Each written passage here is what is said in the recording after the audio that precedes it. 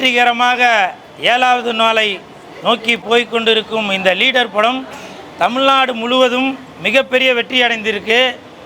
இன்று காசி திரையரங்கில் மகளிர் எல்லாரும் படம் பார்க்குறாங்க அப்படின்னு நான் கேள்விப்பட்டேன். சரி, அது உண்மைதானா அப்படின்னு பார்க்கலான்னு இங்கே தேட்டருக்கு வந்தாக்க லெஜண்ட் மாநில மகளிர் அணி தலைவி கலைவாணி அவர்களும் மகளிர் அணி செயலாளர் முத்துலட்சுமி அவர்களும், பேர் என்னம்மா உங்களுக்கு பேர் வச்சிட்டாங்களா? இன்று முதல் நான் உங்களுக்கு பேர் வைக்கிறேன், legend Amudha, legend Amudha, legend Amudha.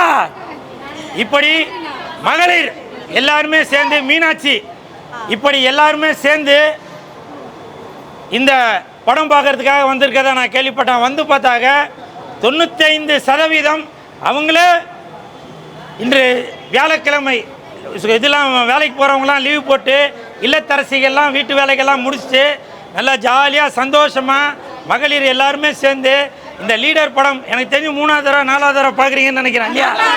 Leader leader leader அப்படி மிக பிரம்மாண்டமாக வந்திருக்கிற இந்த லீடர் படம் பார்க்க வந்ததில் அனைவருக்கும் என் மனமார்ந்த நன்றிகளையும் வாழ்த்துக்களையும் தெரிவித்துக் கொள்கிறேன். இந்த படம் லீடர் அவர்கள் நடித்துள்ள, லெஜண்ட் அவர்கள் நடித்துள்ள இந்த படம் இன்று தமிழகம் மட்டுமல்ல, ஆந்திரா, கேரளா, கர்நாடகா, இப்படி அனைத்து லாங்குவேஜிலுமே மிகப்பெரிய வெற்றி அடைந்திருக்கு. அதற்கு முக்கியமான காரணம் இயக்குனர் துரை செந்தில்குமார் அவர்கள் தான். ஏன்னா இயக்குனர் துரை செந்தில்குமார் அவர்கள் லெஜண்ட் அவர்களை முதல் படத்தில் வேறு மாதிரி இருந்தார், இப்போ இந்த 2வது படத்தில் வேற ஒரு கோணமாக காட்டியிருக்காரு. அவருக்கு என் மனமார்ந்த வாழ்த்துக்கள். மொத்தத்தில் படம் சூப்பர் ஹிட், பிளாக் பஸ்டர் ஆயிட்டு. Leader black Bastar, leader black Bastar, leader black Bastar, leader black Bastar.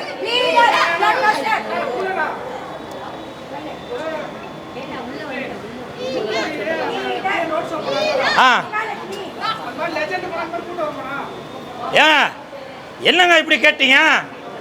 எங்க விஜய் சார் வந்து தூத்துக்குடிக்கு போயிருக்காரு, அவரு திருநெல்வேலி, தூத்துக்குடி 2 ஊருக்குமே போயிருக்காரு. ஆனால் மண்ணின் மைந்தன் இந்த லெஜண்ட் அவர்கள்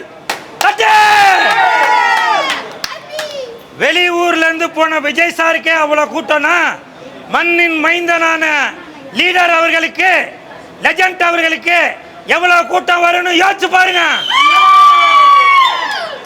லெஜண்ட் அவர்கள் தூத்துக்குடிக்கு போயிருந்தாக்க, விஜய் சார் தூத்துக்குடியும் திருநெல்வேலியும் போனதுனால அந்த 2 ஊர் மக்கள் மட்டும்தான் வந்திருந்தாங்க. நம்ம மண்ணின் மைந்தன் லெஜண்ட் அவர்கள் தூத்துக்குடிக்கு போயிருந்தாக்க தமிழ்நாட்டில் மட்டுமல்ல, இந்தியாவில் இருந்து தமிழ், தெலுங்கு, மலையாளம், கன்னடம், ஒரிசா எல்லா நாட்டுக்காரும் வருவான். அதற்கு காரணம் லெஜண்ட் அவர்கள். அவர் ஒரு தொழிலதிபரையும் தாண்டி, நடிகரையும் தாண்டி ஒரு மனிதாபிமானம் உள்ளவர். உங்களுக்கு ரொம்ப சிம்பிளா சொல்லணும்னா, அந்த காலத்தில் புரட்சி தலைவர் எம்ஜிஆர் ஐயா அவர்கள் எப்படி இருந்தாரோ அதே மாதிரி 10 மடங்கு தட்டு, அதே மாதிரி 10 மடங்கு லெஜண்ட் அவர்கள் இப்ப வாழ்ந்து கொண்டிருக்கிறார்.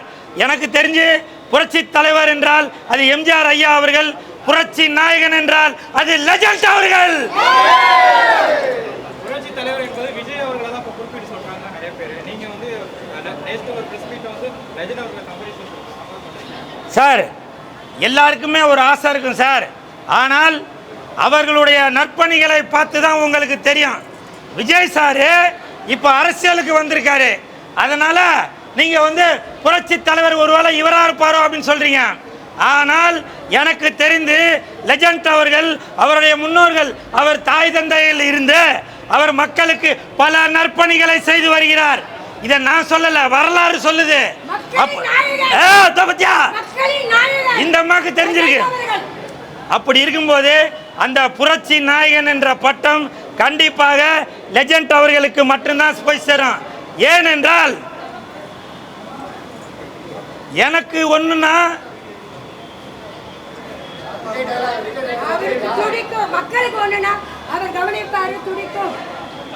கரெக்டா சொல்லிட்டோமா? எனக்கு ஒண்ணுன்னா மக்களுக்கு ஒண்ணுன்னா லெஜண்டுக்கும் கண்ணு துடிக்கும், கண்ணு கலங்கும். அவர் நடிப்பே கண்ணுல தான் இருக்கு. வீரம் கண், நேர்மை கண், பாசம் கண். என்னப்பா விஜய் அவர்களோட சைலன்ஸ். விஜய் பிரசாரத்துல ரோட் ஷோல வந்து பின்னாடி எல்லாம் போய் கீழே விழுந்து ஆக்சிடென்ட் நடக்குது. அதுக்கு சூப்பர் ஸ்டார் ரஜினிகாந்த் அவர் என்ன சொல்லியிருக்காருன்னா, நம்ம நடிகர்கள் பின்னாடி போகாதீங்க அப்படின்றாங்க. ரெண்டு கூட்டம் இருக்கு, ஒன்னு ரசிகர் கூட்டமா இருக்கும், லெஜெண்டுக்குன்னு ஒரு கூட்டம் இருக்கு, விஜய் அவர்களுக்கு கூட்டம் இருக்குது. சார் நீங்க இந்த கேள்வி கேட்டதால நான் ஓப்பனா சொல்றேன் சார். இப்பவும் சொல்றேன், நடிகர் பின்னாடி போறீங்கல்ல போங்க, ஆனால் ஒரு ஒழுக்கம் வேணும். இன்னைக்கு லெஜண்ட் அவர்கள் ஒரு நடிகர் தான். லெஜண்ட் அவர்கள் கார்ல வரும்போது இந்த தங்கச்சி போய் கார் வாசல்ல போய் விழுமா? இந்த அம்மா கார் மேல ஏறுவாங்களா? சொல்லுங்க, நீங்க சொல்லுங்க. பின்னாடி போல நல்ல மனிதர் பின்னாடி போயிட்டு பாத்தீங்களா? தட்டு. இதுதாங்க நல்ல ஒழுக்கம் என்பது. புரியுதா? நடிகர்கள் பின்னாடி போங்க, நான் வேணாம்னு சொல்லல, ஒரு ஒழுக்கம் வேணும். புரியுதுங்களா? ஒழுக்கம் இல்லாம நீங்க கார் மேல, இந்த தங்கச்சி இப்ப கார் மேல ஏறுவாங்களா? யோசிச்சு பாருங்க. அததான் ரஜினி சார் சொல்லியிருக்காரு, ஒழுக்கம் வேணும் அப்படின்றத. புரியுதா?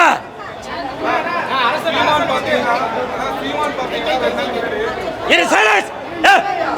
இருவா இரு.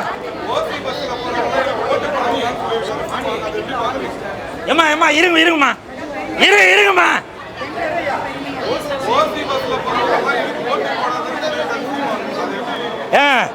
சீமானந்தன் அவர்கள் ஓசி பஸ்ல போறவங்க ஓட்டு போடாதீங்க எனக்கு அப்படின்னு சொல்லியிருக்கதா அவங்க கேட்குறாங்க. இப்போ நான் சொல்றேங்க, அண்ணா சீமானண்ணா என்ன மன்னிச்சிருங்க, ஓசி பஸ்ல போவாதாங்க எனக்கு ஓட்டு போட வேணாம் அப்படின்னு நீங்க சொன்னீங்கன்னாக்கா ஒரு ஓட்டு கூட விழாதுண்ணா.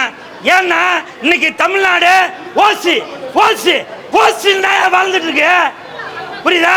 உனக்கு ஓசியில என்ன கிடைக்கும் அதை நம்பிதான் இன்னைக்கு தமிழகமே வாழ்ந்துட்டு இருக்கு.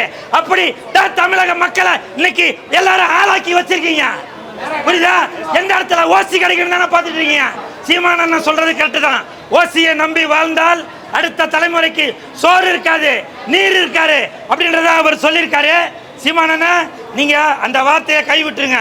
ஓசி இல்லைனாக்க யாருமே இந்த உலகத்திலே யாருமே இல்லைன்னு